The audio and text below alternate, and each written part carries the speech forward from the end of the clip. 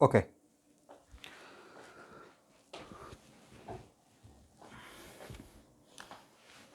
तो स्टूडेंट,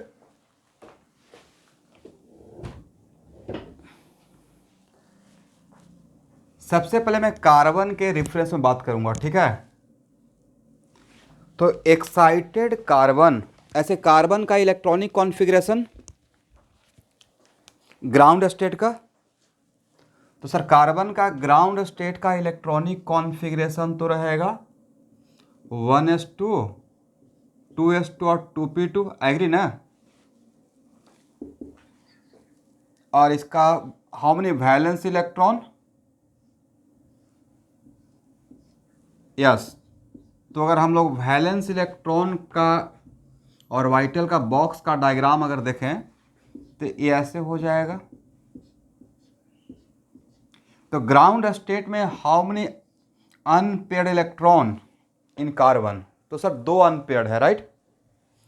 और modern theory में बॉन्ड फॉर्मेशन का वन ऑफ द तो था बहुत सारा रीजन, उसमें एक रीजन ये भी है for pairing of electron.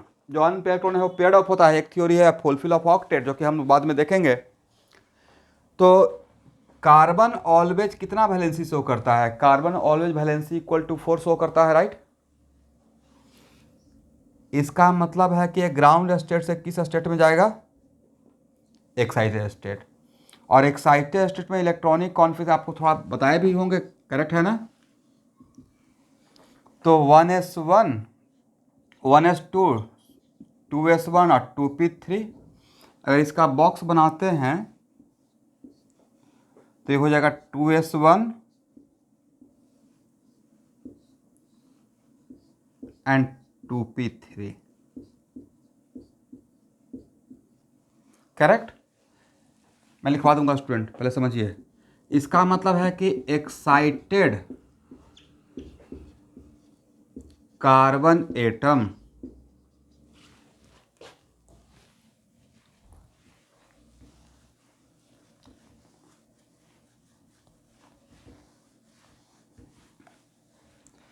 Excited carbon atom के पास कितना वैलेंस एटॉमिक ऑर्बिटल है। तो एक्साइटेड कार्बन एटम हैविंग 4, आप लोग सुन पा रहे हैं स्टूडेंट, 4 वैलेंस एटॉमिक ऑर्बिटल। कौन कौन सा, 2s1 2px1 2py1 and 2pz1। यहां तक सही है, देखिए तो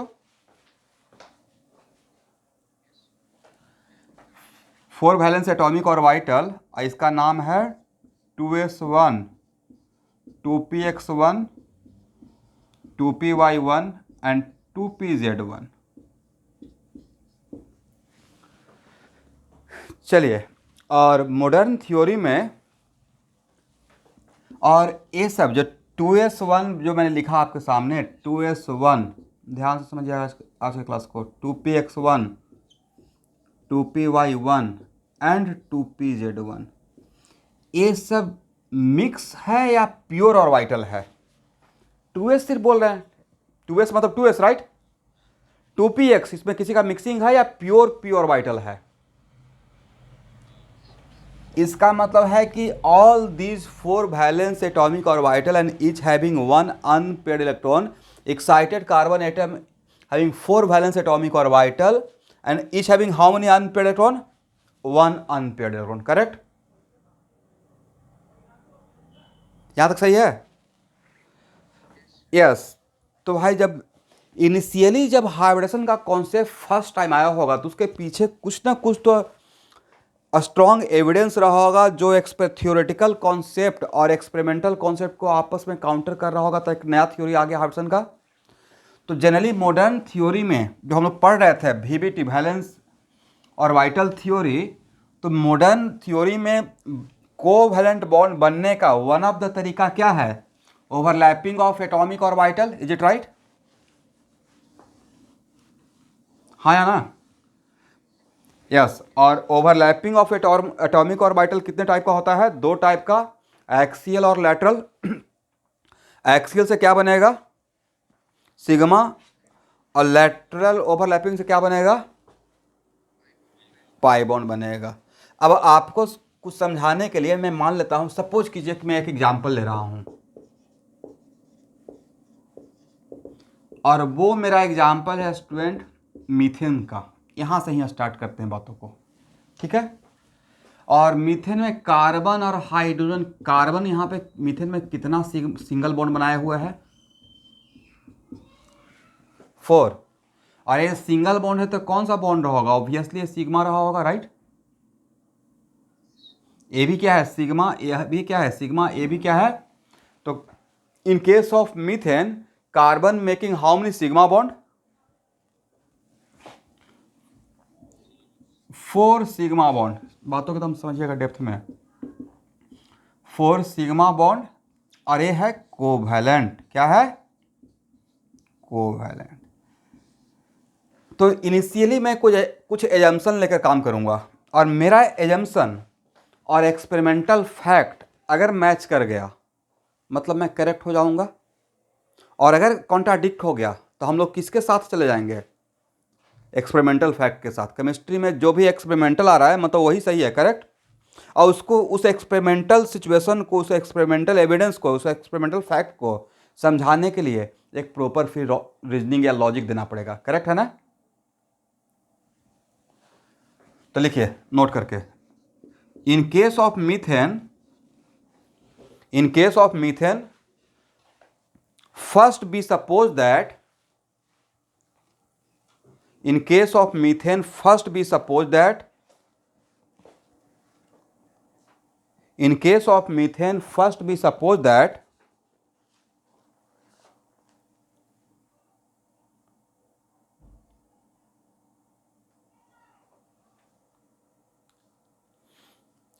all these four valence atomic orbital of carbon, all these 4 valence atomic orbital of carbon directly participate in bonding, directly participate in bonding. Student methane का लेकर मैं आप आगे बढ़ रहा हूं, और मीथेन में सबसे पहले मैं ये देखिए ऑर्गेनिक का सबसे पहला क्लास कर सकते हैं आफ्टर नॉमेनक्लेचर, जिस नाम का ही हाइब्सन है, बट अभी अगला 2 क्लास 3 क्लास सिर्फ मैं कार्बन के रेफरेंस में बात करूंगा, ठीक है। तो सबसे पहले मैंने क्या सपोज किया कि in case of methane this carbon involve या कार्बन प्रोवाइड, या कह सकते हैं कि this 4 valence atomic orbital directly participate in bonding. एक minute student, directly participate in bonding का मतलब है कि एक प्योर फॉर्म में 2s बनकर ही ओवरलैप करेगा, 2px बनकर ओवरलैप करेगा, 2py बनकर ओवरलैप करेगा, और 2pz बनकर ओवरलैप करेगा। मतलब ये बॉन्ड ओवरलैपिंग करने से पहले किसी और प्रोसेस में नहीं जा रहा है, डायरेक्टली पार्टिसिपेट इन बॉन्डिंग। यहां तक आपने लिख लिया। ये मेरा एजम्पशन है, इट माइट बी एक कर, देखिए first be suppose that these 4 valence atomic orbital of carbon, these 4 FOUR, these 4 valence atomic orbital of carbon directly participate in bonding। Methane में मैंने क्या माना कि कार्बन को 4 वैलेंस एटॉमिक ओवरलैपिंग हो रहा है ना, कार्बन हाइड्रोजन को ऑर्बिटल के बीच में, कार्बन हाइड्रोजन के ऑर्बिटल के बीच में, तो कार्बन को कितना वैलेंस एटॉमिक ऑर्बिटल देना पड़ेगा ओवरलैप के लिए? 4 सिग्मा बॉन्ड बना रहा है, तो इसके लिए 1 देना पड़ेगा, इसके लिए 1 देना पड़ेगा, इसके लिए 1 देना पड़ेगा, और इसके लिए 1 देना पड़ेगा। और कार्बन के पास 4 वैलेंस एटॉमिक ऑर्बिटल है भी, right, 2s1 2px1 2py1 and 2pz1, ये राइट। हाँ ना बोलिए भाई ऑनलाइन के बच्चे। इसका मतलब पहला जंक्शन मेरा क्या है? पहला जंक्शन है कि कार्बन अपना डायरेक्टली प्रोवाइड कर रहा है, मतलब ये प्योर फॉर्म में, ये हम लोग सोच रहे हैं पहले। तो डायरेक्टली पार्टिसिपेट करेगा, it is very important to note that, अगर डायरेक्टली पार्टिसिपेट करेगा तो यहां पे कितना बॉन्ड है? 4 है ना। तो वन ऑफ द बॉन्ड बनेगा 2s, और कार्बन का 2s और हाइड्रोजन का 1s, agree, 2s and 1s। दूसरा बॉन्ड बनेगा 2px कार्बन का और 1s हाइड्रोजन का, करेक्ट है। तीसरा बॉन्ड बनेगा कार्बन का 2p y और हाइड्रोजन का 1s, और फिर कार्बन का 2pz और हाइड्रोजन का 1s। यहां तक कौन को लोग समझ पाए? यहां तक सबको समझ में आ गया है? ओके। और पिछले क्लास में मैं एक थ्योरी लिखवाया था, one of the factor not only on which bond length depend, bond length of covalent bond depend is the size of overlapping of orbital. Okay, तो भाई यहां पे देखिए, अकॉर्डिंग टू माई एजम्पशन, मेरे एजम्पशन के according 2px 2py और 2pz में किसका साइज बड़ा? 2px 2py 2pz में इक्वल साइज। तो यहां पे इसका मतलब है 2px और 1s, 2py और 1s और 2pz 1s से जो बॉन्ड बन रहा, अगर उसका बॉन्ड लेंथ L2 है, बॉन्ड लेंथ क्या मानते हैं? इसका यहां से जो बॉन्ड बनेगा उसका बॉन्ड लेंथ L2, और 2s और 1s से जो बॉन्ड बनेगा उसका बॉन्ड लेंथ L1 मानते हैं। तो 2s और 2p में किसका साइज बड़ा भाई? सेम ऑर्बिट नंबर, आपको एक चीज लिखवाया होगा, s less than p less than d less than f, but size का ऑर्डर करेक्ट। किसका ऑर्डर? साइज का ऑर्डर। बट इसके लिए क्या कांस्टेंट रहना चाहिए था? Orbit number is keeping constant. यहां तक सबको समझ में आ गया है? ओके, तो अब बताइए, according to this logic hydro सारे जो 4 कोवलेंट बॉन्ड है उसमें हाइड्रोजन तो अपना सेम साइज का प्रोवाइड कर रहा है, 1s 1s 1s 1s। तो ये तो कॉमन फैक्टर हो गया ना चारों बॉन्ड का, 1 2 3 4 का, ये तो कॉमन फैक्टर है। अनकॉमन फैक्टर क्या है? यहां पे है 2p और यहां पे है 2s। तो बोलिए इस कॉन्सेप्ट के अकॉर्डिंग किसका बॉन्ड लेंथ बड़ा रहेगा? ए बॉन्ड लेंथ बड़ा रहेगा या ए बॉन्ड लेंथ बड़ा रहेगा? यस, इसका मतलब है कि according to my assumption in case of methane we have 2 different type of bond length. Correct ना? मैं लिखवाऊंगा, according to my assumption in case of methane we have 2 different type of bond length, one of the bond length due to 2s and 1s and other bond length due to 2p and 1s। इन तीनों को मैं एक साथ combined 2p बोल देता हूं, ठीक है? चलिए सेकेंडली लिखिए, पहले पॉइंट लिखिए। तो according to my assumption, according to my assumption in case of methane, in case of methane we have 2 different type of bond length, we have 2 different type of bond length।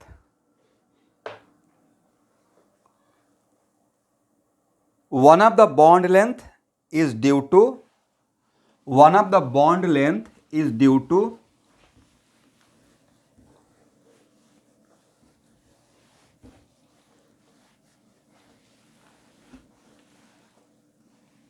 2s and 1s and other bond length and other bond length due to 2p and 1s। यहां तक समझ पाए everyone? चलिए अब next, out of 4 bond इसमें कौन सा directional रहेगा, कौन कौन सा डायरेक्शनल रहेगा और कौन सा नॉन डायरेक्शनल हो जाएगा? बाकी तीनों तो डायरेक्शनल हो जाएगा। इसका मतलब है कि अकॉर्डिंग टू माई एजम्पशन अगर ये एक्स एक्सिस है और ये वाई एक्सिस है, ठीक है ना, तो एक बॉन्ड तो अलोंग एक्स एक्सिस रहना चाहिए और दूसरा बॉन्ड अलोंग वाई एक्सिस और तीसरा बॉन्ड अलोंग व्हाट? बोलिए, बोलना है, अलोंग जेड एक्सिस। इसका मतलब है कि 3 सिग्मा बॉन्ड तो डायरेक्शनल रहेगा, one of the sigma bond along X axis, other sigma bond along Y axis and other sigma bond along this one is non directional, right? इसका मतलब है according to my assumption, according to my assumption bond angle क्या होना चाहिए? और yes, मेरे assumption के according bond angle होना चाहिए 90 डिग्री, क्योंकि मैंने क्या सपोज किया है कि मीथेन में कार्बन अपना जो ऑर्बिटल प्रोवाइड किया ओवरलैपिंग के लिए, जो अपना वैलेंस एटॉमिक ऑर्बिटल दिया है ओवरलैपिंग के लिए, वो डायरेक्टली दे दिया है प्योर फॉर्म में, उसमें मिक्सिंग नहीं हुआ है। 2s डायरेक्ट 2s बन के गया है, 2px बन के गया है, 2py बन के गया है, 2pz बन के गया है प्योर फॉर्म में, राइट। लिखिए, according to my assumption bond angle should be 90 degree. According to my assumption bond angle should be 90 degree.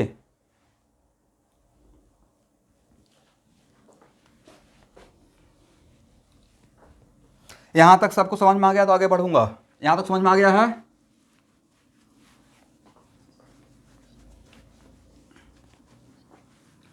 Student, अभी ये जो टॉपिक मैं स्टार्ट किया हूं, इसमें अब मुझे थोड़ा एक्स्ट्रा क्लास का रिक्वायरमेंट होगा, तो मोटा मोटी मान के चलिएगा कि 9 बजे से मैं बीच बीच में वीकेंड में क्लास लूँगा। अब वो स्कूल के एग्जाम के लिए नहीं, रेगुलर क्लास का पार्ट रहेगा, ठीक है।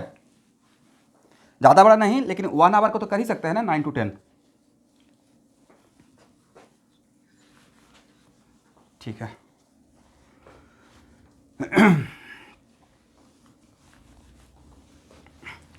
अब लिखिए, अब नेक्स्ट बताइए, इसमें बहुत लोग जानते होंगे एक्सपेरिमेंटल फैक्ट क्या है। हम लोग तो जब मान लिए उसके अकॉर्डिंग काम हो गया। What about experimental fact in case of methane, मैं लिखवा दूंगा। देखिए, मीथेन में एक्सपेरिमेंटली क्या देखा गया है। पहला तो चीज़ ये देखा गया है कि मीथेन का ईच बॉन्ड एंगल, सारा बॉन्ड एंगल कितना बराबर, बॉन्ड एंगल कितना बराबर है 109 डिग्री 28 मिनट। इतना तो आप पक्का जान गए होंगे अभी तक, करेक्ट। इसका मतलब पहला तो यहां पे कॉन्ट्राडिक्ट हो गया, और दूसरा मीथेन में जितना भी बॉन्ड है उसका लेंथ इक्वल है।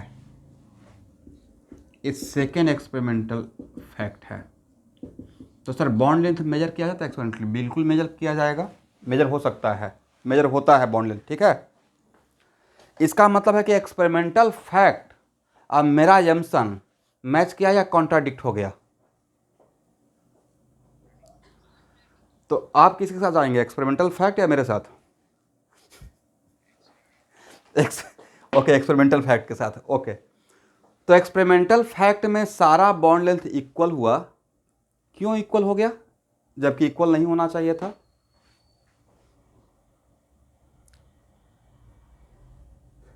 तो भाई एक मिनट, इक्वल नहीं होने के लिए कौन रिस्पॉन्सिबल था, कार्बन या hydrogen? Who will provide different type of orbitals? Is it carbon, is it hydrogen? Hydrogen तो 1s 1s 1s 1s, carbon के कारण डिफरेंट बॉन्ड लेंथ मिल रहा था, राइट। का फैक्ट है ना, लॉजिक हुआ कि कार्बन, जो हम लोग का एजम्पशन था सर, उसमें कार्बन के वजह से different type of bond length मिल रहा था। इसका मतलब अगर इक्वल हुआ है तो लॉजिक ये कहता है कि कार्बन, इसका मतलब है कि before overlapping carbon must provide same size of orbital, same type of orbital whose size are equal. Logic है ना। मेरे एजम्पशन और एक्सपेरिमेंटल फैक्ट में जब अगर इक्वल है तो लॉजिक ये हुआ कि हम लोग जो सोचे थे उसमें कार्बन रिस्पॉन्सिबल था डिफरेंट बॉन्ड लेंथ के लिए, तो अगर इक्वल हुआ है तो कार्बन के वजह से ही इक्वल हुआ। इसका मतलब, अब इसका मतलब है कार्बन जो मीथेन में 4 बॉन्ड बनाने के लिए जो अपना ऑर्बिटल भेजा, सबका साइज इक्वल है, तभी ऐसा पॉसिबल है, अदरवाइज पॉसिबल नहीं था। करेक्ट है ना। बट नेक्स्ट क्वेश्चन, भाई ये पॉसिबल कैसे है? कार्बन के पास तो ऑर्बिटल 2s है, 2px है, 2py है और 2pz है। अरे सबको बोल रहे हैं कि चारों का चारों इक्वल साइज का है, ये पॉसिबल है? तो ये और ये डिफरेंट साइज का है। ओके, इसका मतलब है कि सर कुछ ना कुछ तो गड़बड़ है, कुछ ना कुछ हुआ है। तो एक्चुअली हुआ ये है कि यहाँ से ही जन्म लिया एक new concept, that is called hybridization, right. इसका मतलब है कि डैम श्योर कार्बन अपना चारों प्योर ऑर्बिटल को आपस में मिक्स किया जो डिफरेंट साइज का था, right.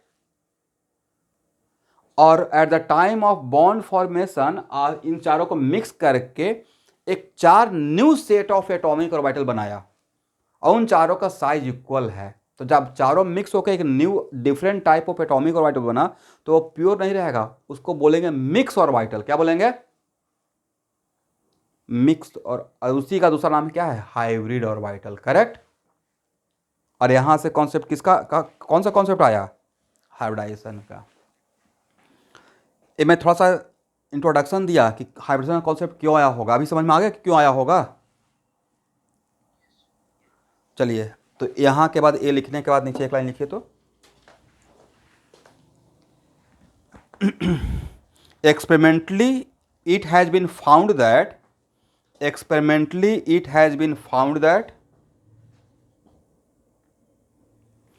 methane has all CH bond of same length. Methane has all CH bond of same length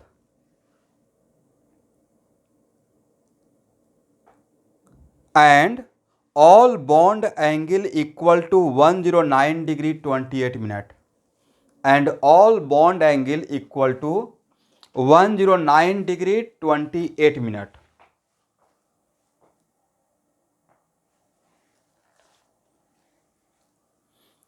एक और पॉइंट लिखिए। These experimental fact clearly indicate that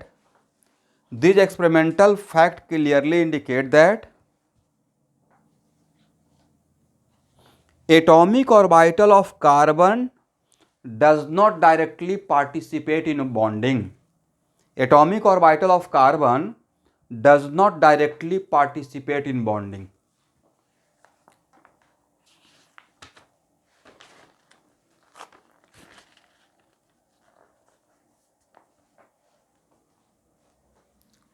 एक और पॉइंट,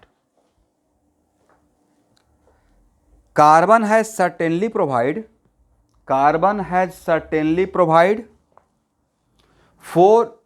इन सब क्लास को जो भी मिस कर गया उसको रीजन समझ में नहीं आएगा, सबका कोरिलेशन होता जाएगा आगे। Carbon has certainly provide 4 identical orbital in bonding. Carbon has certainly provide 4 identical in bonding, comma, this can be possible only if these 4 atomic orbital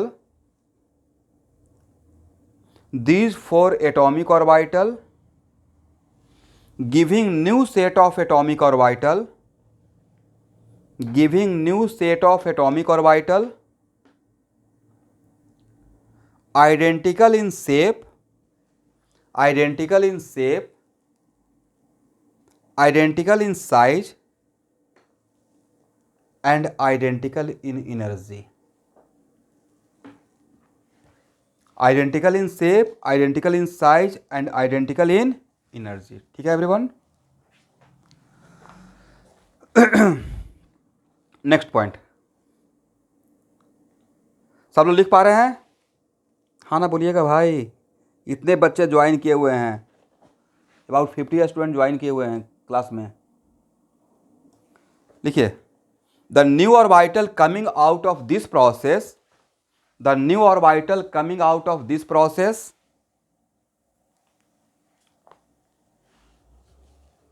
are called hybrid orbitals,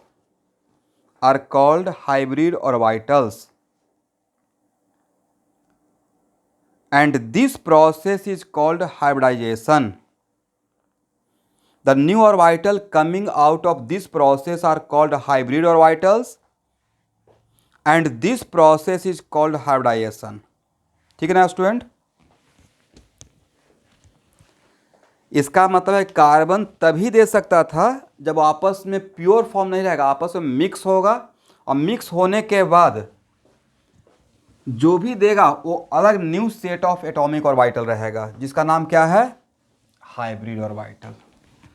तो अभी यहां तक एटलीस्ट क्लियर हुआ कि hybridisation का concept क्यों develop हुआ होगा। चलिए, हाँ,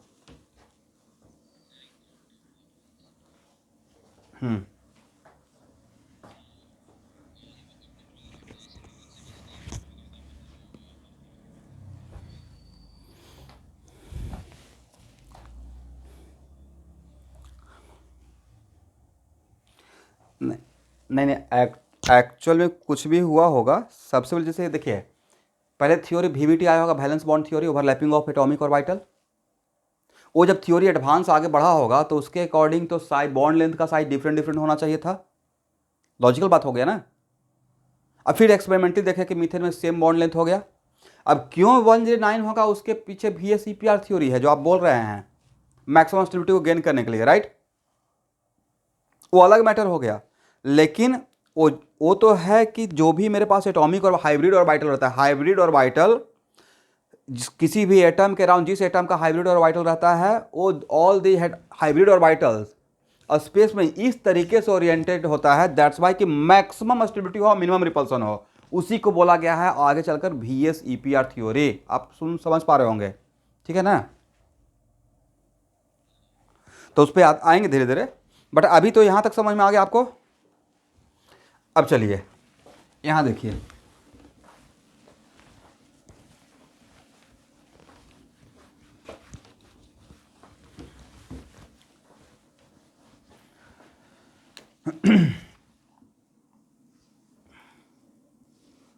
ध्यान से सुनिएगा स्टूडेंट। मान लेते हैं कि मेरे पास कोई मिक्सिंग मशीन है, ऐसे मान लीजिए,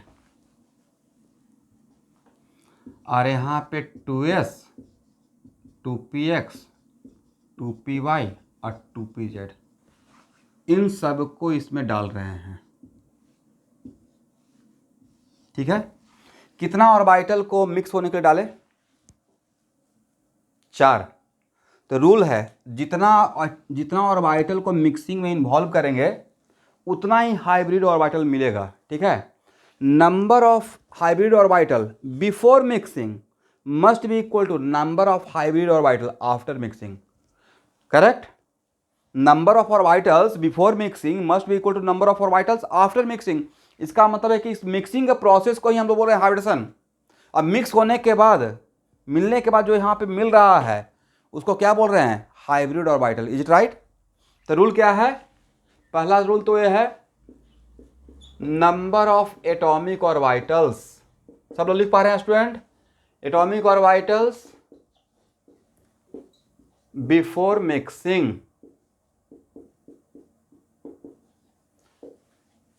must be equal to number of hybrid orbitals after mixing, ठीक है। पहला पॉइंट तो ये हो गया।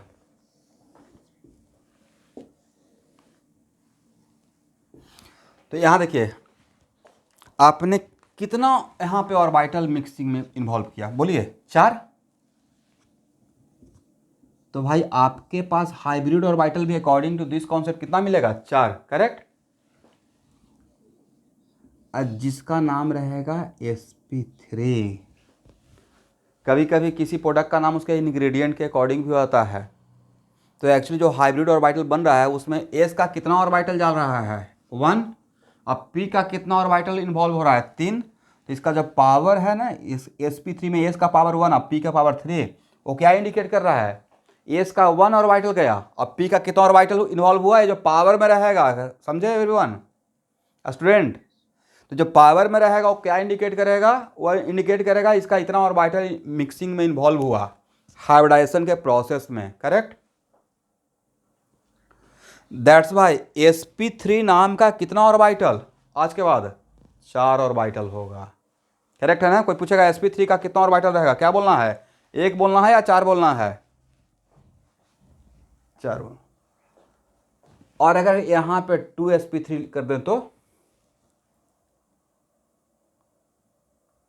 तो कुछ स्टूडेंट आप सोचेंगे 1 मिनट, ये मत सोचिएगा 4 × 2 मतलब 8 हो जाएगा। ये वाला 2 यहाँ पे दे दिए हैं, ये 2s है, 2px है, 2py। ये जो s और p किसका? सेकेंड ऑर्बिट का ना। बोलिए भाई हाँ ना, कुछ तो बोलना है, क्या प्रॉब्लम है आप लोग साथ?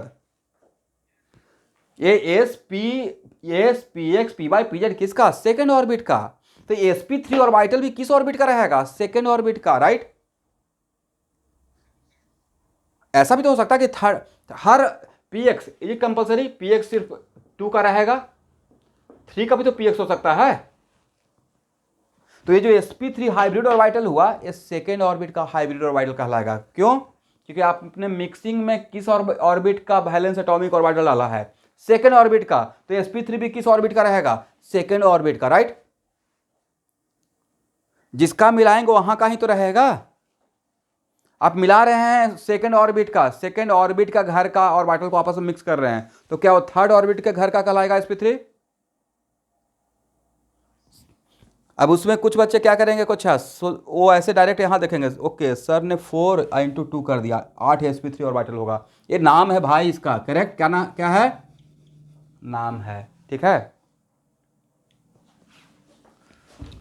तो इससे बचने के लिए आप एक काम ये कर सकते हैं, इस 2 को गायब कर देते हैं कुछ देर के लिए।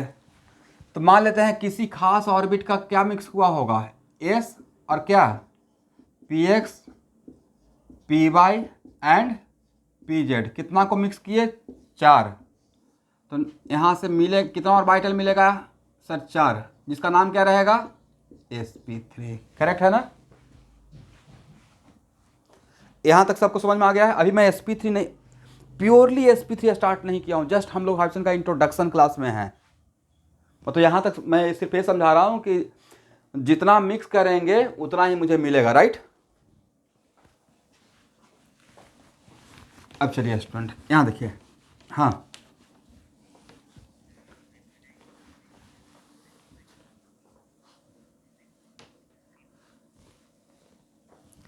मे और मे नॉट, लेकिन ऑर्बिट नंबर अगर सेम नहीं भी रहेगा तो कुछ ऐसा रहेगा कि थर्ड का फोर्थ के साथ, correct, almost equal energy level का रहता है।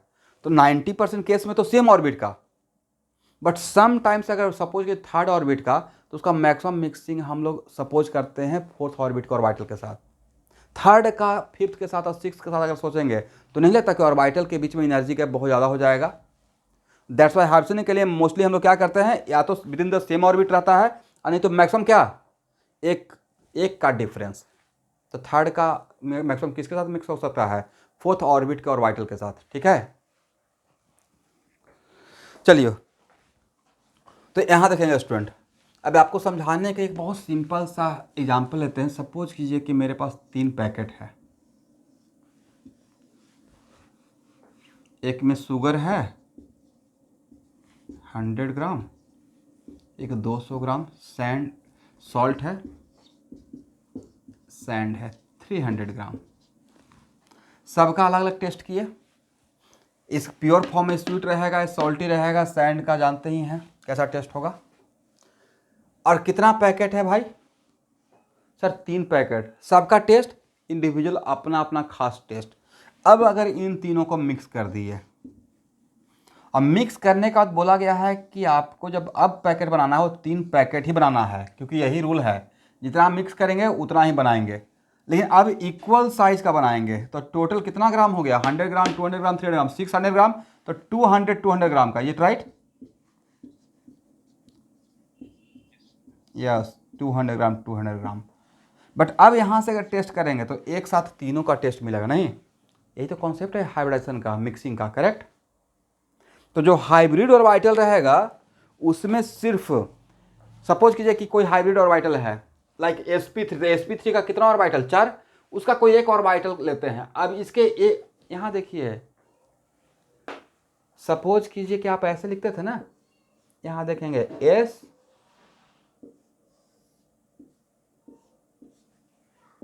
सपोज कि 2s 2px 2py 2pz, right. इसको बॉक्स ऐसे दिखाते थे, लेकिन अब जब इन सबको मिक्स कर देंगे अगर आपस में, तो मिक्स करने के बाद कितना मिलेगा सर? मिक्स करने के बाद sp3 का 4 मिलेगा। यहां तक आपको नजर आ गया? तो इस sp3 का साइज डिफरेंट रहेगा, सेम रहेगा? क्या क्या सेम रहेगा हाइब्रिड ऑर्बिटल का? Size, shape and energy, right. भाई sp3 का 4 बॉक्स बनेगा, हाँ या ना? जैसे 2p का 3 बॉक्स बनता था, अब sp3 का कितना बॉक्स बनेगा? 4 बॉक्स। और ये चारों बॉक्स का एनर्जी लेवल डिफरेंट रहेगा, सेम रहेगा? सेम रहेगा। Equal in size, equal in shape and equal in energy. इसका मतलब sp3 का ये जो 4 हाइब्रिड ऑर्बिटल है, क्या उसको बोल सकते हैं डीजनरेट हाइब्रिड ऑर्बिटल? वैसा एटॉमिक ऑर्बिटल जिसका एनर्जी लेवल सेम रहता है उसका हम लोग नाम क्या दिए थे? Degenerate, right. इसका मतलब sp3 में कितना बॉक्स बनाएंगे sp3 का हाइब्रिड ऑर्बिटल बनाने के लिए? एक बॉक्स, 3 बॉक्स या 4 बॉक्स? 4 बॉक्स। इन सबको क्या बोल सकते हैं? Degenerate hybrid orbital. तो लिख लीजिएगा डीजनरेट हाइब्रिड ऑर्बिटल, एरो देकर। अभी इंडिविजुअली स्टार्ट नहीं किए भाई, ऐसा नहीं सोचना है कि sp3 खत्म हो गया, जस्ट एक इंट्रोडक्शन ले रहे हैं, ठीक है।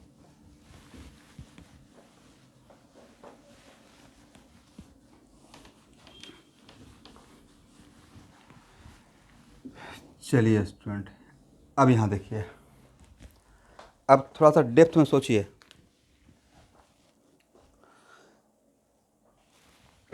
अरे कार्बन बॉन्ड बनाने के लिए जा रहा है और 4 बॉन्ड बनाना है, 4 का 4 सिग्मा बॉन्ड बनाना है। कार्बन में कौन कौन सा प्रोसेस हुआ होगा? अरे कार्बन बॉन्ड फॉर्मेशन के लिए रेडी है, तो बॉन्ड फॉर्मेशन के लिए रेडी है तो सबसे पहले तो ग्राउंड स्टेट में रहेगा। और ग्राउंड स्टेट में इलेक्ट्रॉनिक कॉन्फ़िगरेशन क्या था? यस। और इसको कितना बॉन्ड बनाना है? 4, करेक्ट। और मान लें वो 4 का 4 मीथेन पे ही सोचिए, तो नहीं लगता कि सर 4 बॉन्ड बनाने से पहले एक्साइटेड स्टेट में जाएगा, हाँ या ना? और इस सिचुएशन में आएगा। सब लोग एक्टिव रहिएगा, ऐसा नहीं कि सो कर क्लास कर रहे हैं, लिखते भी रहना है, ठीक है। इसका मतलब है कि पहला काम क्या होगा? एक्साइटेशन। तो एक्चुअल में at the time of bond formation carbon में तीनों प्रोसेस ऑलमोस्ट साथ साथ हो जाता है। एक्साइटेशन, हाइब्रिडाइजेशन, एक्साइटेशन और hybridization and bond formation all are almost simultaneous. कौन कौन सा process? Excitation, hybridization and bond formation all are almost simultaneous. लिखिए student, in case of carbon we can say that, in case of carbon we can say that excitation, hybridization and bond formation are almost simultaneous, are almost simultaneous। यहां तक सही है ना?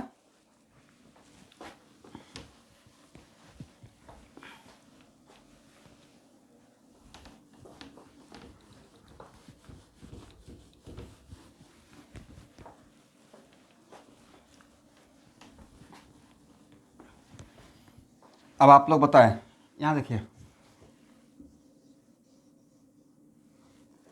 sp, इस hybridisation sp नाम का कितना hybrid orbital?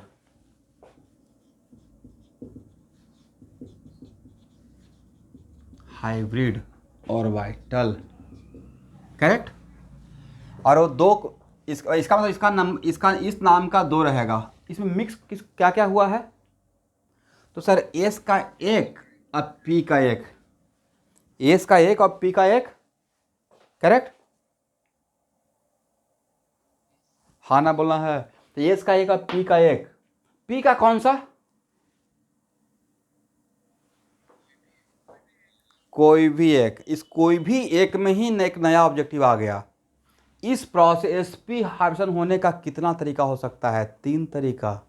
बाद में अभी लिखना नहीं है, this is not the right time. आपने बोला कोई भी एक, उस कोई भी एक में एक ऑब्जेक्टिव बन गया। How many different way for hybridisation of sp?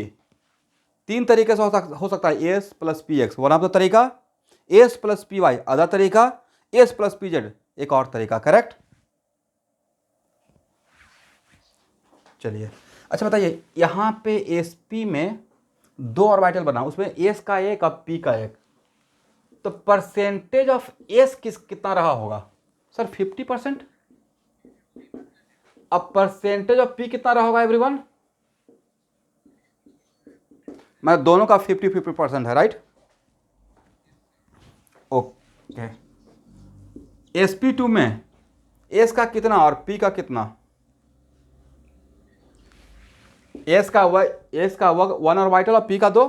Total आज के बाद sp2 नाम का कितना ऑर्बिटल रहेगा? 3 ही रहेगा, राइट। और इसमें s का कितना परसेंटेज? अब p का कितना परसेंटेज? 66.66 या 66.67, करेक्ट। ओके, एक ही बात है। sp3 का कितना हाइब्रिड ऑर्बिटल रहेगा? 4। उसमें s का कितना परसेंटेज होगा? ओके, अब p का 75। यहां देखेंगे स्टूडेंट, इस नाम का कितना हाइब्रिड ऑर्बिटल, इसमें कौन कौन सा मिक्स हुआ है? d का कितना मिक्स हुआ है? d का 1, s का 1, p का 2, करेक्ट। और sp3d नाम का कितना ऑर्बिटल? 5। क्या बोले?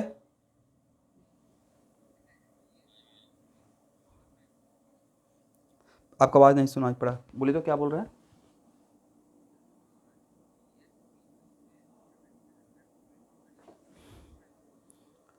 DSP2 में तो 4 होगा ना, d का 1, s का 1, अब p का 2, तो 1 और 1 + 1 + 2 कितना होता है? वही तो हम जोड़ रहे थे ना, पावर जोड़ रहे थे ना एवरीवन, करेक्ट। DSP2 में हम लोग रटने वाले तो सामने दिखाई पड़ता है, इसका पावर 1 मतलब इसका 1 ऑर्बिटल जाएगा, इसका पावर 1, जो पावर आता है उतना ही उसमें जाएगा, इन्वॉल्व होगा मिक्सिंग में, राइट। इसका 1, इसका 1, इसका 2, करेक्ट है ना। sp3d नाम का कितना? 1 + 3 + 1, राइट, 5। sp3d2 नाम का कितना? 6। और sp3d3 नाम का कितना? 7 रहेगा। इससे ज़्यादा आपको नहीं पढ़ना है, इतना याद रखिएगा, काफ़ी है, ठीक है।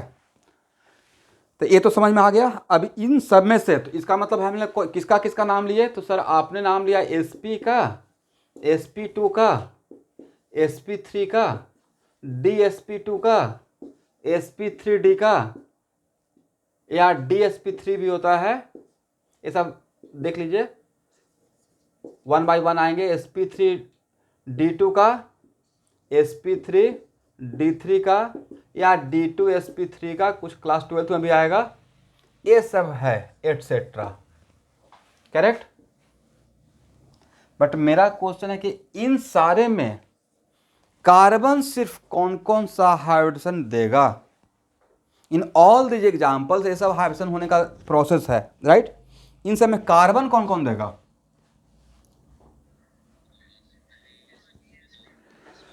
वैसा कोई भी हाइब्रिडेशन का प्रोसेस जिसमें डी ऑर्बिटल इन्वॉल्व है उसको कार्बन में नहीं होगा, करेक्ट है ना। क्या बोलकर एक खत्म कर दीजिएगा कि sir due to lack of D orbital. Lack of D orbital क्यों? क्योंकि कार्बन जो अपना वैलेंस एटॉमिक ऑर्बिटल दे रहा है उसका आउटर मोस्ट ऑर्बिट सेकंड है, और आप ही बोल रहे हैं outer most orbit second orbit, तो ये रूल है जितना ऑर्बिट से ऑर्बिट नंबर रहता है उसमें उतना ही सबसेल होता है। तो कार्बन का आउटर मोस्ट ऑर्बिट है सेकंड ऑर्बिट, तो उसमें सिर्फ एस और पी ही रहेगा, राइट, डी नहीं रहेगा। तो जब है ही नहीं तो मिक्स कहाँ से करेगा, करेक्ट। इसका मतलब और इन सारे एग्जाम्पल में सिर्फ कार्बन कौन कौन सा दे सकता है? कार्बन सिर्फ वैसा हाइड्रोजन का प्रोसेस देगा जिसमें सिर्फ एस और पी इन्वॉल्व हो, ना कि डी, करेक्ट। लिखिए, एक नीचे नोट करके लिखिए, तो कार्बन ओनली गिव्स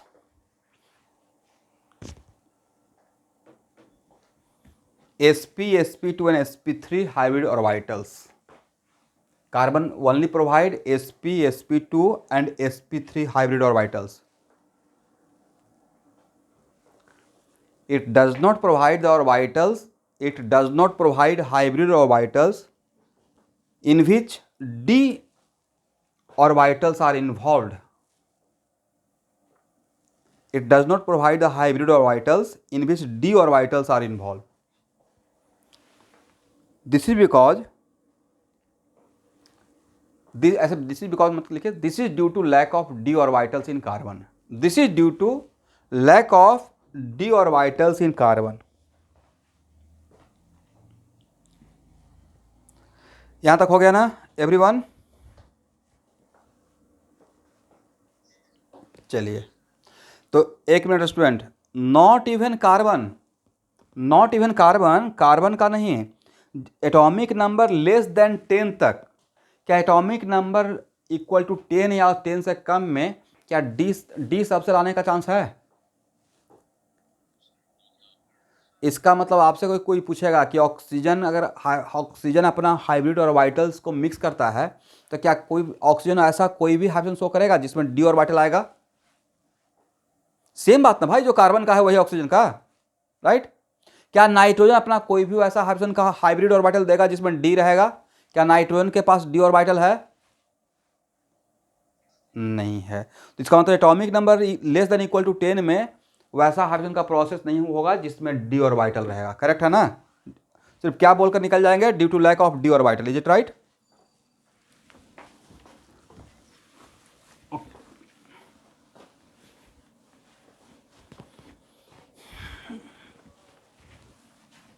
हाँ,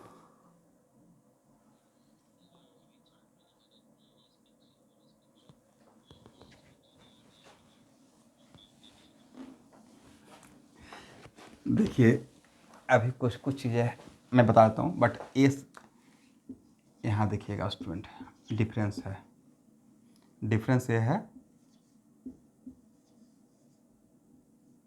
मैं दो चीज़ लिखा, करेक्ट है ना? तो डिफरेंस ये है कि यहाँ पे अगर ये अगर n रहेगा तो ए n+1 रहेगा, करेक्ट?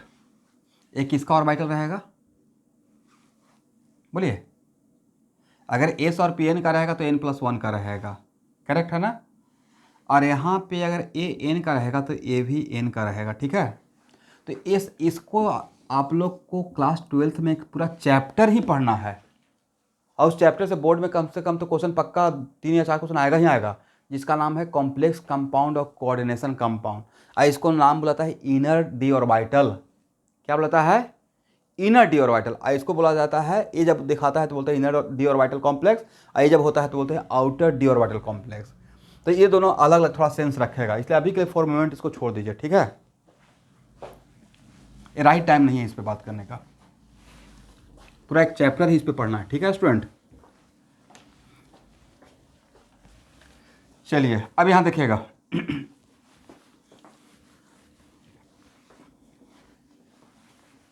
अच्छा कोई दो चीज़ अगर मिक्स कर रहे हैं तो जो बनकर आएगा उसमें जो कैरेक्टर आएगा, ध्यान सुनिए, उसमें जो कैरेक्टर आएगा उन दोनों के कैरेक्टर के बियॉन्ड रहेगा या उन दोनों के बीच का कैरेक्टर रहेगा? बीच का कैरेक्टर रहेगा। इसका मतलब है कि भाई मान लेते हैं कि ये 2s है, ऐसे सोचिए, करेक्ट है ना? और ये 2px है या 2p, ये 2s और 2p को मिक्स कर रहे हैं, इसका साइज बड़ा है और इसका साइज छोटा है, ठीक है स्टूडेंट? इसका साइज बड़ा है, आप जानते हैं, इसका साइज क्या है? छोटा है। इन दोनों को मिक्स करने के बाद जो मिलेगा हाइब्रिड ऑर्बिटल, उसका साइज p से बड़ा रहेगा या s से छोटा रहेगा, या s इन दोनों के साइज के बीच में रहेगा कहीं? हाँ बीच में रहेगा। क्यों बीच में रहेगा? क्योंकि सर हाइड्रोजन का कॉन्सेप्ट ही था, दोनों का बीच का कैरेक्टर। तो एक्चुअल में यहाँ जो हाइब्रिड ऑर्बिटल मिलेगा, मान लेते हैं कि यहाँ ये दोनों आपस में मिक्स हुआ और sp3 का ही बना, क्या बना? sp3 का 4 बना। इसका तीनों ऑर्बिटल को मिक्स कर दिए, px py pz। अब मिला किसका?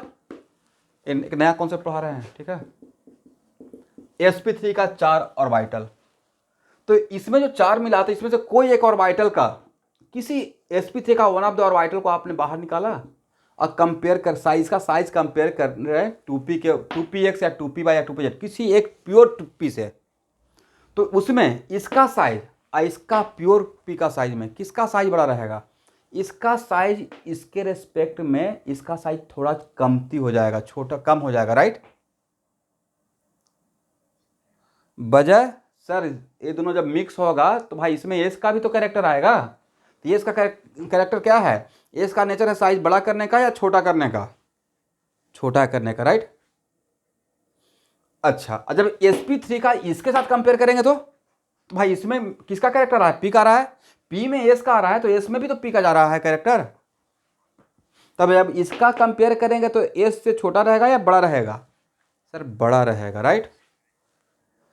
इसका मतलब ये हुआ कि अगर साइज का बात किया जाए तो sp3 का एस से साइज बड़ा रहेगा और px से साइज छोटा रहेगा, करेक्ट। px या py या pz तीनों में से किसी से कंपेयर करते हैं तो ठीक है एवरीवन। भाई थोड़ा रिस्पॉन्स कीजिए, ज़्यादा नहीं करने से भी काम चलेगा, लेकिन थोड़ा बोलना है, अगर समझ में आता है तो ठीक है। ऐसे बोलने से थोड़ा सा समझ में आते रहता है कि आप समझ पा रहे हैं नहीं समझ पा रहे हैं। यहाँ तक ये बात तो समझ में आया आपको? चलिए, तो अब छोटा सा बात, इसका मतलब है कि स्टूडेंट P का कैरेक्टर, यहाँ से तो ये समझ में आ रहा है कि P का सर कैरेक्टर ज़्यादा रहेगा तो साइज बड़ा होगा, एस का कैरेक्टर ज़्यादा रहेगा तो साइज कम होगा, क्योंकि एस का नेचर है साइज कम करने का, अब P का नेचर है साइज ज़्यादा करने का, राइट। यहाँ ही देख लीजिए, क्या बोले? हाँ, मतलब यहाँ से जब ऑब्जर्व किए तो आपने क्या ऑब्जर्व किया? इसमें P का परसेंटेज कितना? सर ये प्योर है, 100% प्योर है, राइट। परसेंटेज ऑफ P का अगर बात करते हैं तो करेक्ट है ना। इसमें P का कितना परसेंटेज? इसमें P का कितना परसेंट? तो ये परसेंटेज के आधार पे क्या देख रहे हैं कि P का परसेंटेज बढ़ाते हैं तो साइज बड़ा होगा, P का परसेंटेज कम करते हैं तो साइज कम होगा, करेक्ट।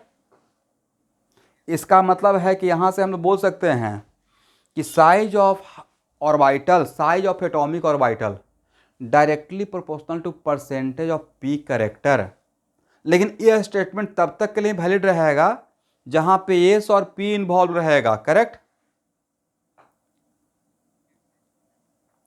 भाई मान लेते हैं कि जहाँ पे दो लोग हैं, ठीक है, तो उसमें कौन बड़ा बॉस? अब बॉस और बॉस का भी अगर बड़ा आ गया, बिग बॉस, तो सबसे बड़ा तो वो हो गया ना। तो मान लेते हैं कि ये बात तो बोल रहे हैं कि size of atomic orbital directly proportional to percentage of P character, but this statement valid till what? जब तक एस और P इन्वॉल्व है। अगर डी आ गया तो नहीं लगता परसेंटेज ऑफ P मतलब साइज के लिए हम लोग directly proportional to percentage of D character फिर बोलना स्टार्ट कर देंगे, क्योंकि सबसे ज़्यादा तो उसी का साइज बड़ा रहेगा। हाँ ना, कुछ बोलना है भाई, टाइम निकाल के, समझ रहे बातों को? इसलिए यहां पे लिखिए एक बॉक्स बनाकर, साइज ऑफ एटॉमिक और वाइटल। और जब मैं एटॉमिक और वाइटल बोल रहा हूं तो ऐसा नहीं कि भूल गया, एटॉमिक और वाइटल जब बोल रहे हैं इसमें दोनों एक साथ सोच रहा हूं, प्योर भी और हाइब्रिड भी, राइट। प्योर भी और हाइब्रिड भी, directly proportional to what? Percentage of P character. But everyone, ये कब तक आपका हेल्प करेगा? ये तब तक हेल्प करेगा व्हेन ओनली, किसका सिर्फ क्या इन्वॉल्व हो? When only S and P orbitals are involve, correct है ना।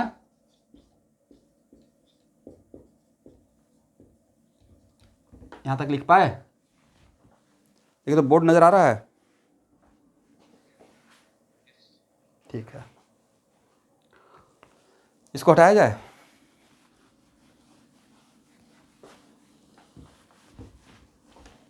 ये डायरेक्ट नीट में आ जाएगा, क्वेश्चन ऐसे आएगा। यहां देखिए,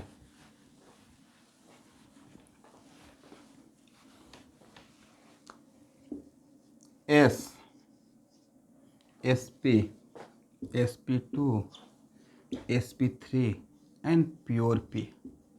प्योर P जब मैं बोलता हूँ इसका मतलब क्या? सर एक साथ तीनों, Px, Py and Pz, correct है ना। तो इन सब में सबसे बड़ा साइज किसका रहेगा? तो सर परसेंटेज निकाल लीजिए, परसेंटेज ऑफ P 0, इसका कितना है 50%। किसका परसेंटेज बता रहे हैं स्टूडेंट? इसका कितना परसेंटेज, इसमें पी का 66.6, इसमें कितना परसेंटेज 75%, और इसमें कितना परसेंट, सर ये तो प्योर ही है राइट। इसका मतलब है कि साइज का ऑर्डर क्या रहेगा, पी एक्स का size greater than what, sp3 correct, उसके बाद sp2, उसके बाद sp, और सबसे छोटा s। बट ये बात बोलने के लिए भी यहाँ पे ये मेंशन कर दीजिएगा, N is also keeping constant, correct. नहीं तो फिर ऐसा नहीं कि हाँ ले रहे हैं 2 का पी एक्स और फिर कंपेयर कर रहे हैं 5 का एक्स के साथ, तब हो पाएगा। तो यहाँ पे what is keeping constant, N is keeping constant. यहाँ तक सबको समझ में आ गया है एवरीवन? ओके, तो इसको हटाया जाए।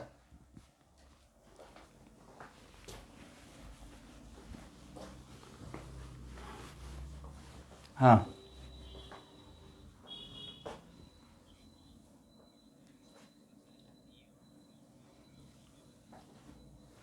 तो sp3 डी का साइज देंगे, करेक्ट। तो नहीं था कि यहाँ पे डी को देखना पड़ेगा,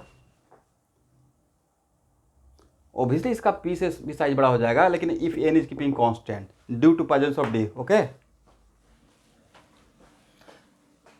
और सबसे पहले ये तो क्वेश्चन बन जाएगा ना ऑर्गेनिक केमिस्ट्री के पॉइंट ऑफ व्यू से। एक मिनट दिमाग दौड़ाइए, ध्यान से सुनिएगा student.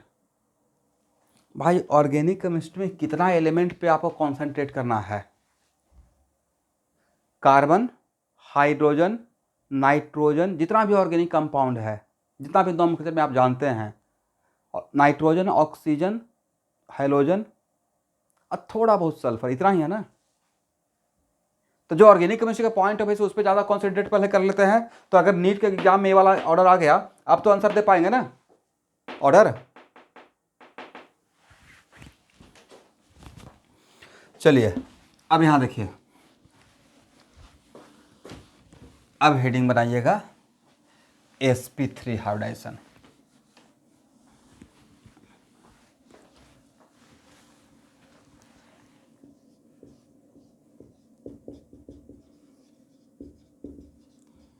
What is the definition of sp3 hybridization? Sir बहुत सिंपल सा डेफिनेशन है, सर कोई बोलेगा डिफाइन करने के लिए, mixing of s with what, with mixing of, क्या लिखे student, P X, P Y and P Z leads to generate what, sp3 और वाइटल्स, करेक्ट है ना। इसका मतलब s, px, py and pz।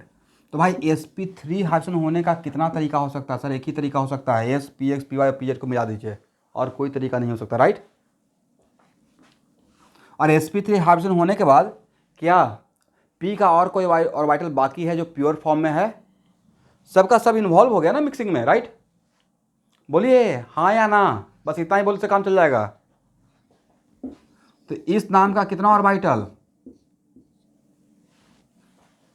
Yes. अब मान लेते हैं कि यहां पे सबका ऑर्बिट नंबर 2 है, let us suppose, correct, let us suppose. तो अब आते हैं एनर्जी पे।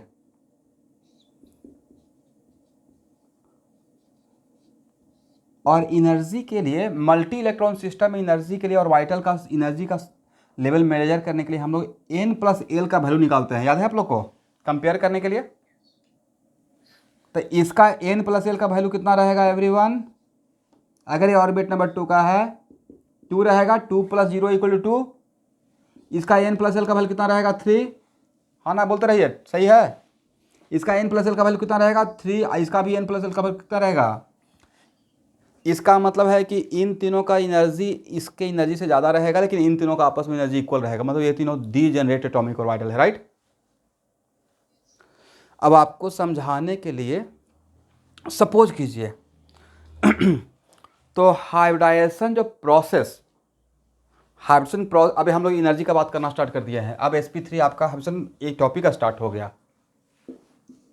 अब यहाँ से sp3 पढ़ रहे हैं, तो एनर्जी का कॉन्सेप्ट मैं अब समझा रहा हूँ। तो सबसे पहले अगर आपसे ऐसा कोई पूछेगा कि मिक्स हाइब्रिडेशन प्रोसेस, हाइब्रिडेशन में क्या कर रहे हैं और एटॉमिक ऑर्बिटल्स को आपस में मिक्स कर रहे हैं, तो हाइब्रिडाइजेशन प्रोसेस इज एक्सोथर्मिक या इंडोथर्मिक। पता नहीं, कोई प्रोसेस कर रहे हैं तो कुछ तो रहेगा, एक्सोथर्मिक या इंडोथर्मिक, कौन सा थर्मिक है? क्या है स्टूडेंट? तो चलिए, hybridization process is neither exothermic nor endothermic. सबसे पहले ये लिखिए नोट करके, हाइब्रिडाइजेशन प्रोसेस इज मिक्सिंग का जो प्रोसेस है यहाँ पे, नीदर एक्सोथर्मिक नॉर इंडोथर्मिक, ठीक है।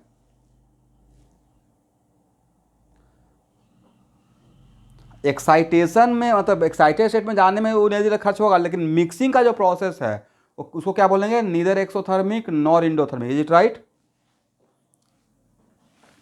एक मिनट, इसका मतलब यहाँ देखिएगा स्टूडेंट एवरीवन, इसका मतलब क्या हो गया कि जितना एनर्जी बिफोर मिक्सिंग था, इन चारों का जितना एनर्जी रहेगा आफ्टर मिक्सिंग, इस sp3 का 4 एटॉमिक ऑर्बिटल का, यहाँ का टोटल एनर्जी और इसका टोटल एनर्जी डिफरेंट रहेगा या सेम रहेगा? सर सेम रहेगा, करेक्ट। क्योंकि प्रोसेस क्या है? नीदर एक्सोथर्मिक और नॉर इंडोथर्मिक। तो क्या ये बोल सकते हैं energy of S plus energy of P X अब plus energy of P Y अब plus energy of P Z equal to 4 into energy of sp3?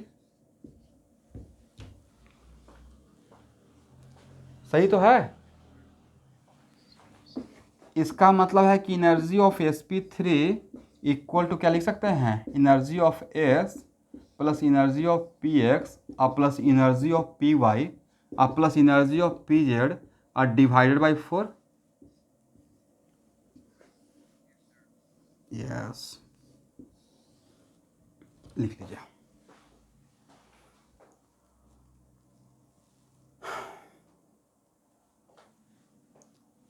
यहाँ देखिए स्टूडेंट, या ऐसा ऑब्जेक्टिव रहेगा तो बन जाएगा, या डीकेशन में क्वेश्चन मिलेगा तो हो जाएगा ना।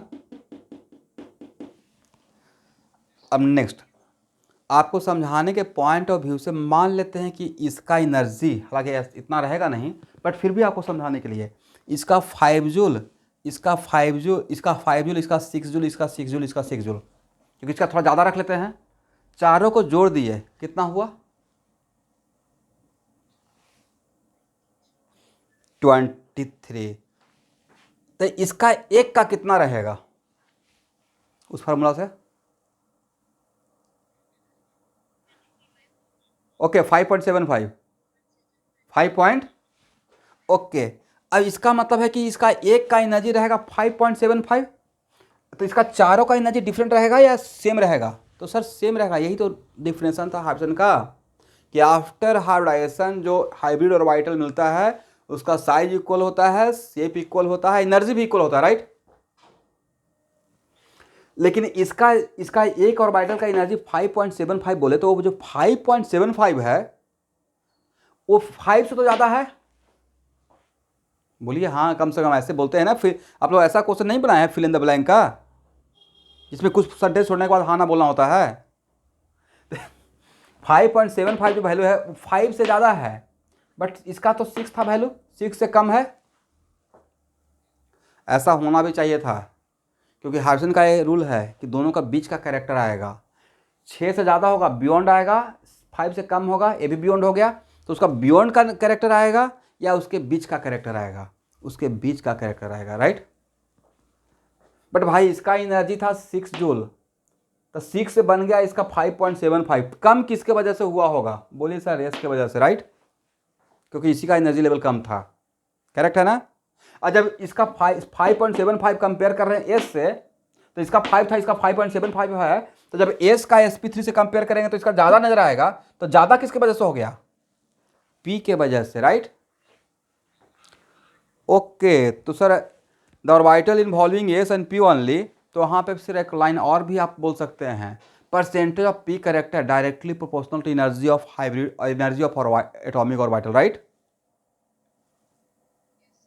बोल सकते हैं।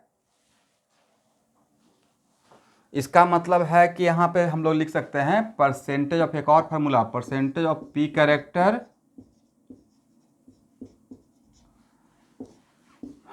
डायरेक्टली प्रोपोर्शनल टू एनर्जी, इसको बॉक्स में कर लीजिएगा, energy of atomic orbital, correct है ना? बट इसमें कंडीशन क्या रहेगा एवरीवन?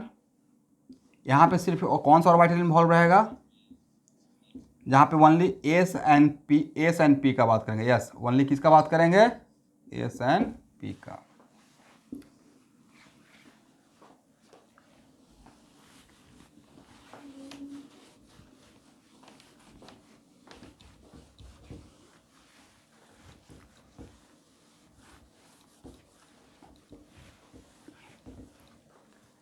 तो इसके बेसिस पे क्या बोल सकते हैं? एनर्जी ऑफ पी एक्स एक साथ energy of sp3, energy of sp2, ये ऑब्जेक्टिव आ जाएगा everyone, energy of sp and greater energy of s। देखो सही है? On the basis of this one लिख लीजिए एक साथ।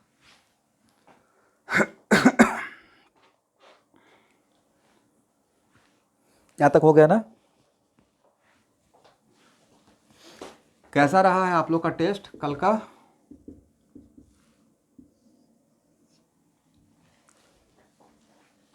एवरीवन, जो नीलम शर्मा, कैसा गया टेस्ट?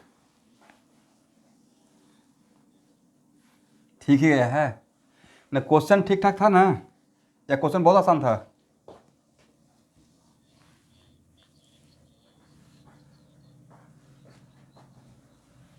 थोड़ा हो गया,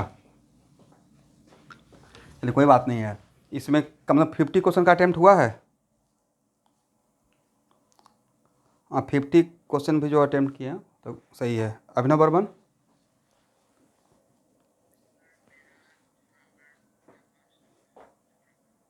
बाकी अटेम्प्ट लिए, वेरी गुड वेरी गुड। और एनीवन?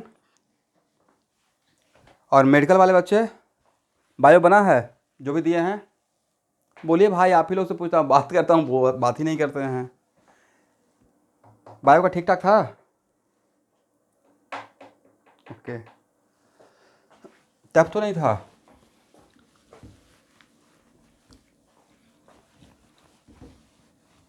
देखिए, इनिशियल अभी के टेस्ट में थोड़ा टफ क्वेश्चन रहेगा, लेकिन जो अभी का पेपर दे रहा हूँ उतना टफ आएगा नहीं।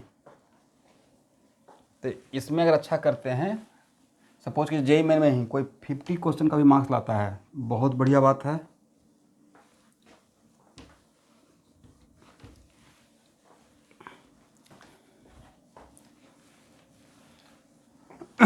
चलिए अब नेक्स्ट। हाँ,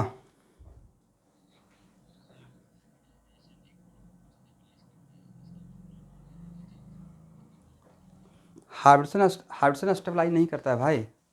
स्टेबलाइज तो बॉन्ड फॉर्मेशन के वजह से होता है, हाइड्रोजन स्टेबलाइज नहीं करता है। हाइड्रोजन ठीक है, वो हाइब्रिड हो गया, वो तो एक्सपेरिमेंटल फैक्ट है, इसको एक्सप्लेन किया जा रहा है।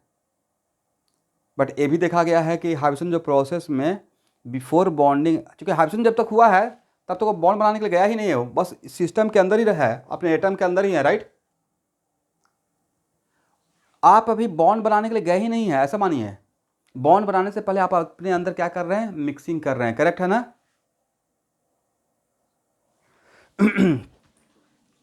लास्टली कुछ चीज़ों पे जो एक्सपेरिमेंटल फैक्ट है उसको हम लोग को मानना भी होगा।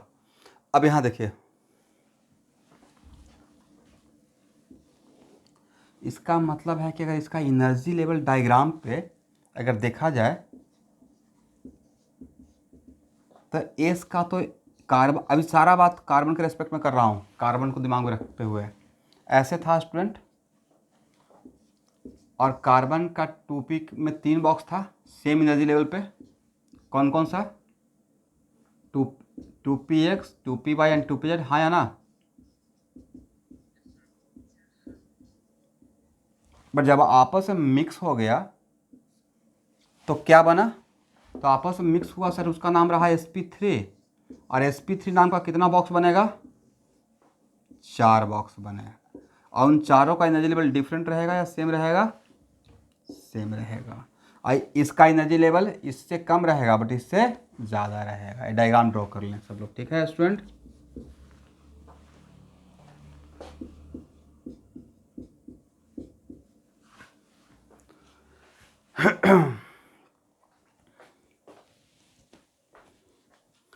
तो आज का, अभी सब लोग लाइन पे बने रहिएगा। आज का क्लास इतना ही है, बट एक इम्पॉर्टेंट अनाउंसमेंट है।